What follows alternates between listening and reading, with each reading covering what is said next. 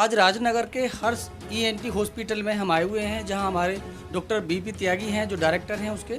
और परिचय देने की एक आवश्यकता नहीं है वैसे तो, क्योंकि हमारे शहर की जो चुनिंदा हस्तियों में डॉक्टर साहब का नाम आता है। इसके अलावा हांगकांग से 2 बार अवार्ड डॉक्टर साहब को मिल चुका है, लंदन से 2 बार अवार्ड मिल चुका है। इसके साथ साथ में जो गिनीज बुक में नाम है वो नाम भी दर्ज हो चुका है। और अब से नहीं, काफ़ी टाइम से डॉक्टर साहब इस कार्य पर कर रहे हैं, जिसमें कि निःशुल्क काफ़ी कार्य ऐसे हैं जो मरीजों के लिए करते हैं डॉक्टर साहब। तो आज हम डॉक्टर साहब के पास में आए हुए हैं और हम जानकारी लेंगे, क्योंकि जिस तरीके से गर्मी ने एक अपना प्रकोप दिखलाया है, एकदम गर्मी बढ़ी है। और गर्मी के साथ साथ में जो कि एक बारिश आई है, बारिश से कितना नुकसान किसानों को भी पड़ा है। और जो बीमारी जो एकदम पनपी हैं उसमें एक जो वायरस 3N2 जो वायरस एक निकला है, उसी में सबसे जानकारी लेंगे कि अभी तक उसमें क्या हो सकता है मरीजों के लिए, और उसमें अभी तक मरीजों की कितनी पुष्टि हुई है। डॉक्टर साहब थोड़ा सा बताइए ज़रा।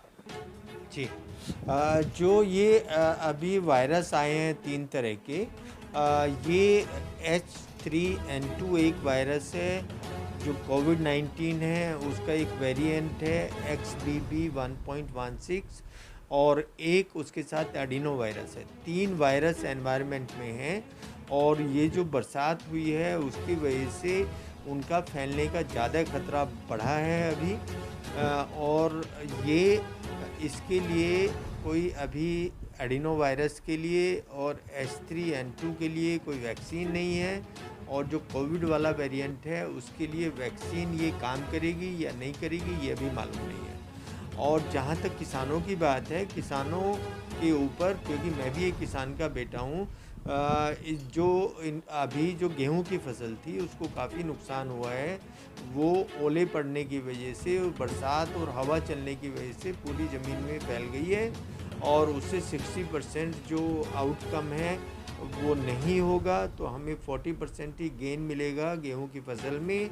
और उसके साथ साथ जो गन्ने की फसल है उसको भी नुकसान हुआ है, और जो पहला गन्ना मिल मालिकों को दिया हुआ था उसका पैसा अभी गवर्नमेंट से नहीं मिल रहा है और मिल मालिक नहीं दे रहे हैं।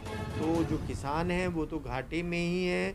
और मैं उम्मीद करता हूँ माननीय योगी जी से कि जो फसल का नुकसान हुआ है उसकी कुछ भरपाई की जाए किसानों की, और उनको कुछ आश्वासन दिया जाए।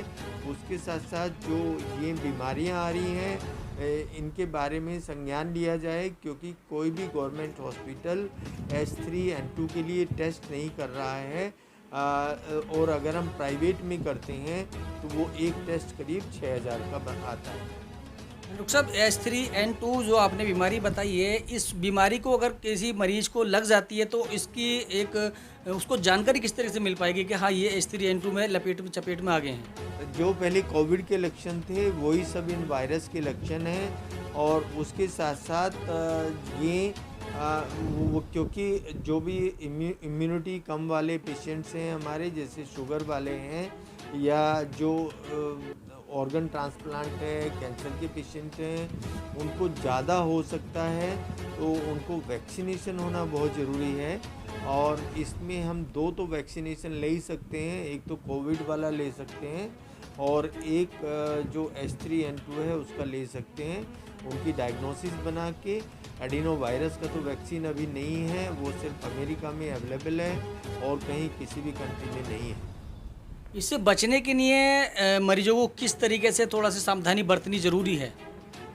जो इससे पहले कोविड प्रोटोकॉल था वही सब इन वायरस के लिए भी है। हमें मास्क पहनना है, सोशल डिस्टेंस बनानी है, और हाथ बार बार साफ़ करने हैं। खाने से पहले हाथों को धोएं, हाथों को साफ़ करें और मास्क लगाएं।